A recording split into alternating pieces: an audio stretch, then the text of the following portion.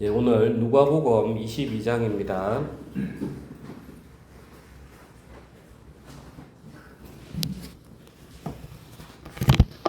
제가 가진 성경은 신약 136페이지입니다.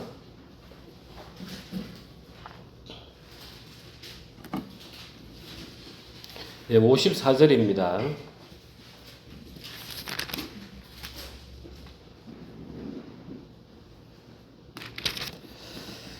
예수를 잡아 끌고 대제사장의 집으로 들어갈새 베드로가 멀찍이 따라가니라.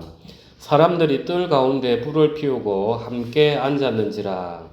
베드로도 그 가운데 앉았더니 한 여종이 베드로의 불빛을 향하여 앉은 것을 보고 주목하여 이르되 이 사람도 그와 함께 있었느니라 하니 베드로가 부인하여 이르되 이 여자여 내가 그를 알지 못하노라 하더라. 조금 후에 다른 사람이 보고 이르되 너도 그 도당이라 하거늘 베드로가 이르되 이 사람아 나는 아니로다 하더라. 한 시간쯤 있다가 또 한 사람이 장담하여 이르되 이는 갈릴리 사람이니 참으로 그와 함께 있었느니라. 베드로가 이르되 이 사람아 나는 내가 하는 말을 알지 못하노라고 아직 말하고 있을 때 닭이 곧 울더라. 주께서 돌이켜 베드로를 보시니 베드로가 주의 말씀 곧 오늘 닭 울기 전에 내가 3번 나를 부인하리라 하심이 생각나서 밖에 나가서 심히 통곡하니라. 아멘. 오늘 이제 우리가 찬양하면서 예수님 부활에 대한 찬양을 2곡을 했습니다.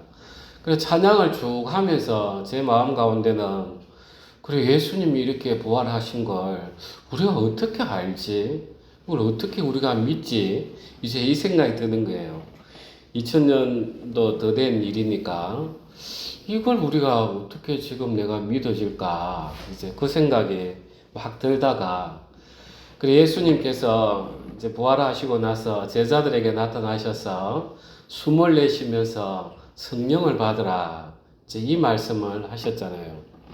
그래서 성령을 받으면 우리가 이제 하나님 말씀도 믿어지게 되고 성령을 받으면 하나님 때로는 그 말씀도 깨우치게 해주시고 또 성령을 받으면 우리가 찬양을 기뻐하게 되고 또 성령을 받으면 이 교회에 나오는 예배의 자리에 오는 것도 기뻐하게 되고 또 우리가 성령을 받으면 세상이 이제 점점 재미가 없어지잖아요. 아 그래 맞다 이게 본래 나의 모습이 아니지. 그래 성령이 오셨기 때문에 내가 세상하고 반대되는 삶을 살지. 그래 예수님께서 성령을 후 불어 넣어 주셨다는 것은 예수님이 다시 부활하셨다는 거잖아 하면서 이제 거꾸로 쭉 믿음이 들어오는 거예요. 여러분도 그렇습니까? 예. 그래서 참 우리는 이 눈으로 보는데 너무 익숙하다 보니까 이제 막연히 내가 믿어야지 하는 걸 따지고 들어가 보면 참 믿기가 어려워요. 그냥 으쌰으쌰하면서 믿자 하는 거는 사실 믿음이 아니죠. 그런 내 의지에서 나오는 거기 때문에 분명히 어려움이 오면은 다 무너지게 돼 있어요. 하나님을 부인하게 돼 있고. 그런데 진짜 내가 완전히 무너진 가운데서 내가 예전 상황을 한번 돌아봤을 때 옛날의 모습과 달라진 내 모습을 보면 야 이거는 하나님의 창조의 역사가 아니고서는 도저히 일어날 수 없다 하면서 우리 마음에서 진짜 또 깊은 그 사랑도 올라오고 평안도 올라오고 믿음도 올라오고 우리가 이제 그런 삶을 살아가는 것입니다.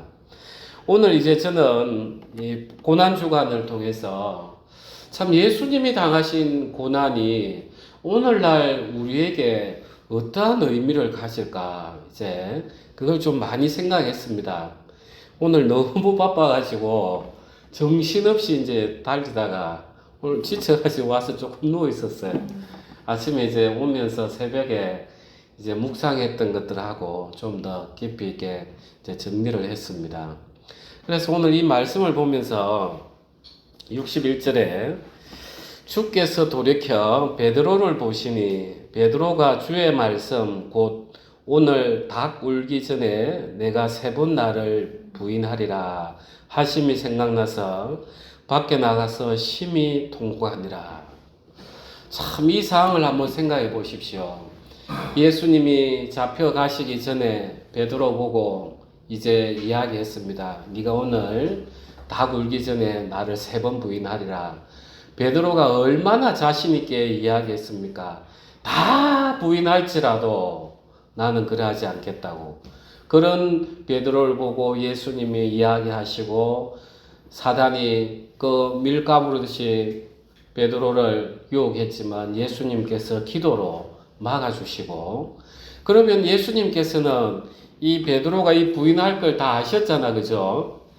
다 아셨단 말이죠. 그런데 예수님께서 왜 베드로를 쳐다봤을까? 예수님이 어떠한 마음으로 이 베드로를 쳐다봤을까? 이제 그 마음이 좀 강하게 드는 거예요. 정말 베드로는 철저하게 자기의 어떤 성향에 충실했던 사람이었습니다. 그냥 무조건 이제 덤벼드는 진짜 어부의 바다 사람처럼 그런 사람이었습니다.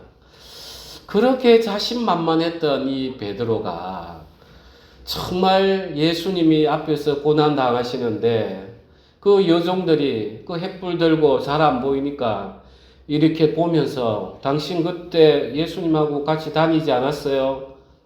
같은 도당 아닙니까? 이러니까 이제 베드로는 또 횃불도 설치웠겠죠. 난 저 사람 모른다고.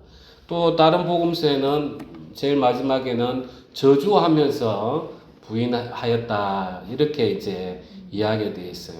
어떻게 저주했겠습니까? 정말 베드로가 자기는 예수님이 그 반역의 수괴니까 베드로는 그게 조금이라도 연루가 되면 안 되니까 나는 절대 저런 사람 나는 알지 못한다. 저런 반역분자하고 나는 같이 다닌 적 없다. 그렇게 저주하지 않았겠습니까? 예수님은 이제 그것도 다 아셨단 말이죠. 그런데 이제 예수님은 인간으로 오셨어요. 그래서 요한 1세에 보면 예수님이 육체로 온 걸 부인하는 것들은 다 이단인 거죠. 예수님이 육체로 온 걸 인정하는 그게 진짜 참된 그리스도교단 말이에요. 왜 그렇게 육체를 강조하셨는가? 예수님이 우리와 똑같더라는 거예요.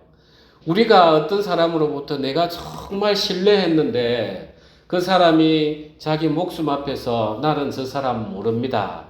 이럴 때는 우리가 어떠한 마음을 가십니까?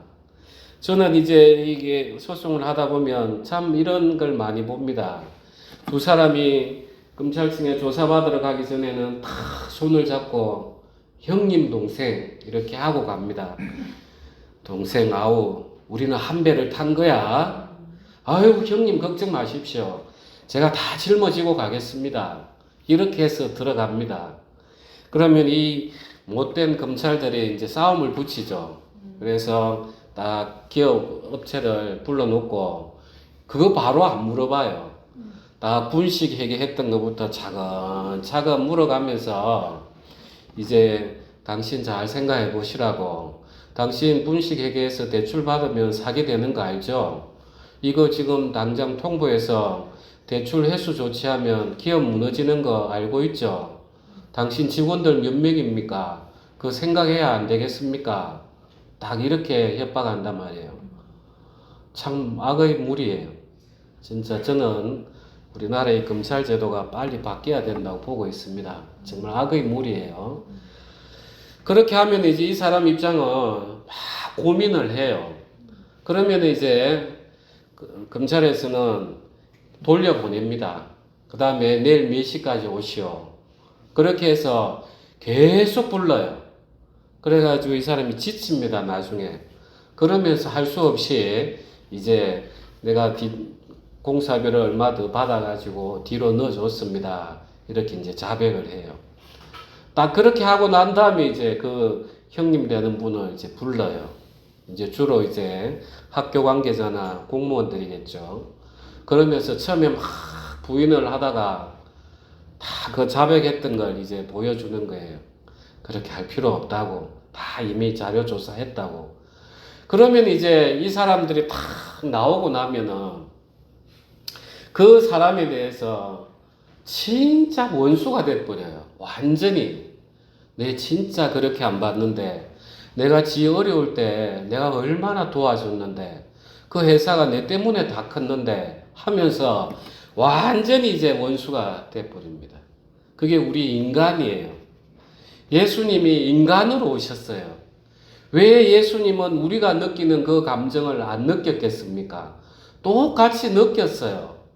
그런데 예수님께서는 정말 죄를 짓지 아니하시는 분이셨단 말이죠.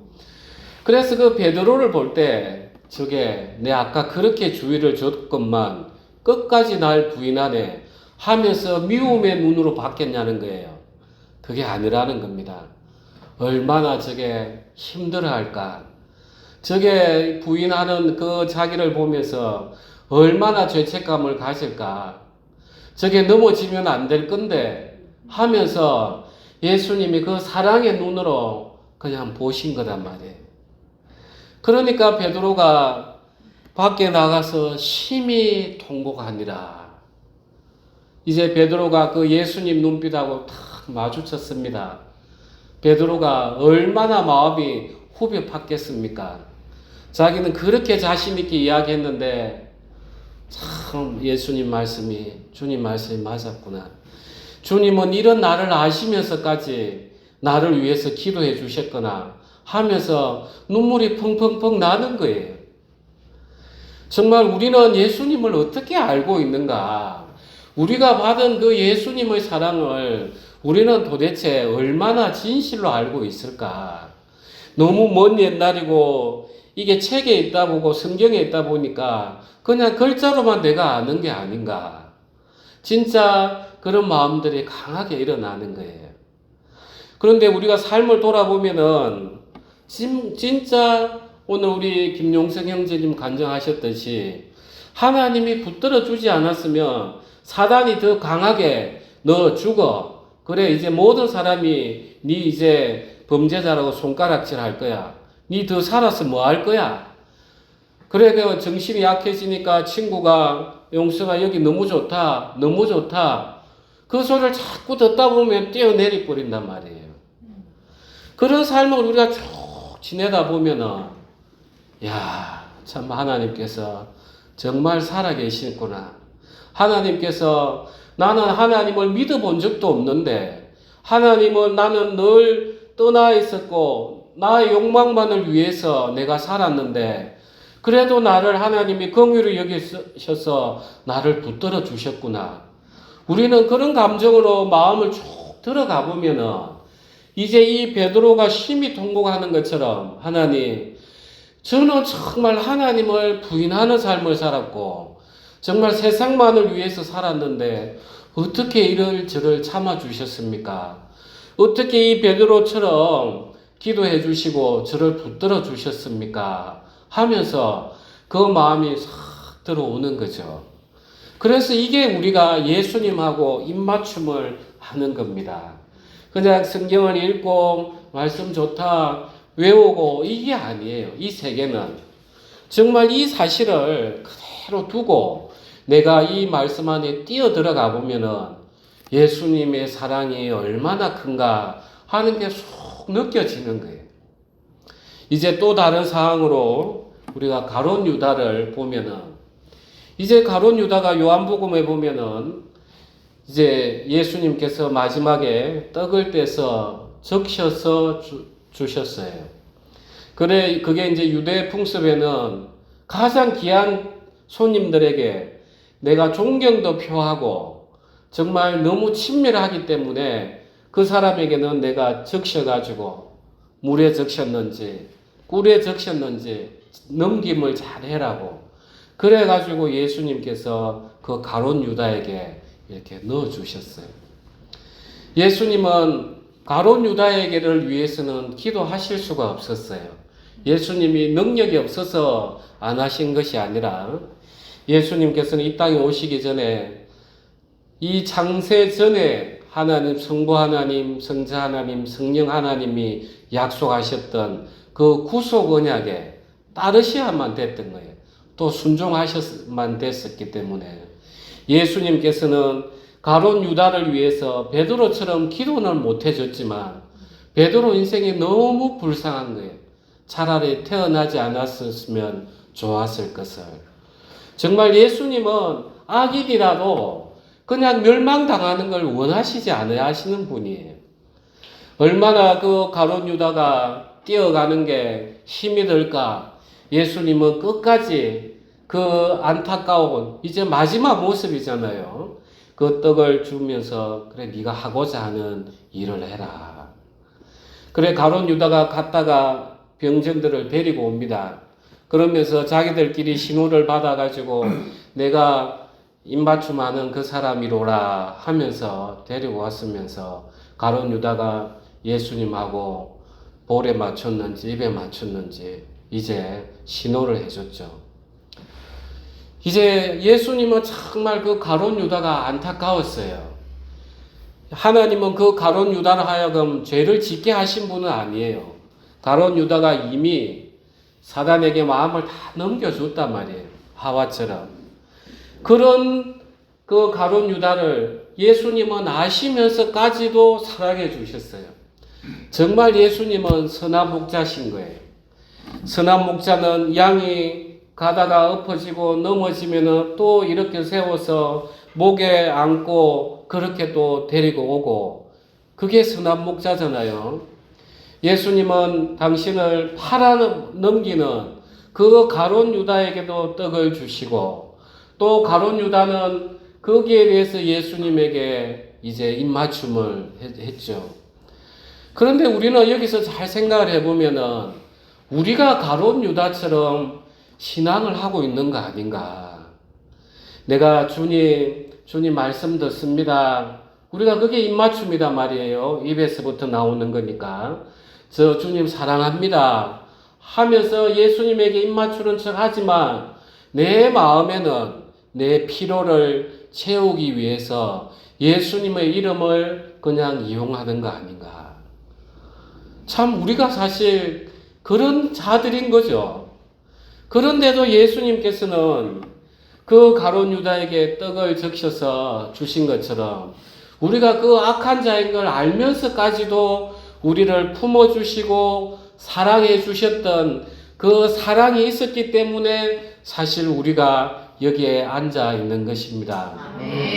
그래서 이 고난주간을 우리가 쭉 보내면서 정말 예수님께서 천지를 창조하신 분인데 피조물로 오셨고 그 다음에 구약에서부터 계속해서 말씀하셨던 그분이 오셨는데 적어도 그 유대인, 바리새인, 율법사들은 구약에서부터 계속해서 왔던 말을 정통한 사람이에요.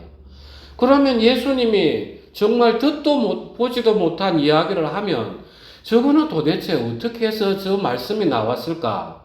한 번이라도 좀 관심을 가져보고 예수여, 우리가 구약에는 이렇게 하는데 어떻게 당신은 이렇게 이 해석을 합니까? 하면서 좀 찾아갔으면 참 좋았을 건데 아무도 예수님 앞에 안 나오더라는 거죠. 죄인들하고 진짜 가늠하다 잡힌 여자, 문둥병자, 그 다음에 눈먼 사람, 귀신 들린 자 이런 사람 외에는 아무도 안 나오더라는 거예요. 예, 하나님 천지를 창조하신 하나님이 인간으로 오셨는데 왜 그런 고통을 당하셔야 되는가? 우리 같으면 당장에 내가 조금이라도 잘해줬는데 반대 오면 어떻게 해요? 당장에 분노가 일어나가지고 저 가만히 안 둬야지. 그냥 분노가 축축축 나오잖아요. 그런데 하나님은 예수님은 참 천지를 창조하신 분이심에도 불구하고 그걸 전부 다 안으시더라는 거죠. 참 저는 이제 예수님 그런 모습만 생각하면 너무 부끄러운 거예요. 제 자신이. 참 말씀을 가르친다고 하나님께서 은사를 주셨지만 정말 내가 예수님 사랑을 내가 얼마나 실천을 할까. 내 육체에서 탁탁 나오는 걸 보면은 야, 참 예수님은 그래서 하나님이신가 보다 하면서 감동만 하지 참 내가 그리 못 따라가는 거예요. 그러니까 예수님이 다 자기 고향 백성들에게 오는데 배척당하고, 또 마지막에는 신문당하고, 그 다음에 사람들이 주먹으로 때리고 어느 했는지 알아맞혀 보라 하고, 옷 벗겨가지고 자색 옷을 입혀가지고 왕노릇 하면서 또 비웃음 당하고, 예수님께서 왜 그렇게 하셨을까? 왜 그렇게 하셨을까? 그게 이제 우리가 고난주간을 기념하는 그 일이잖아, 그죠? 예수님은 왜 그렇게 하셨을까? 진짜 예수님은 인간으로 오셨는데, 진짜 어떤 힘으로 그 고난을 다 감당하셨을까? 그게 이제 우리가 고난주간을 보내는 우리의 자세인 것입니다. 그래서 정말 예수님은 답이 사랑이시구나 외에는 어떻게 표현할 게 없는 거예요. 진짜 사랑이시구나.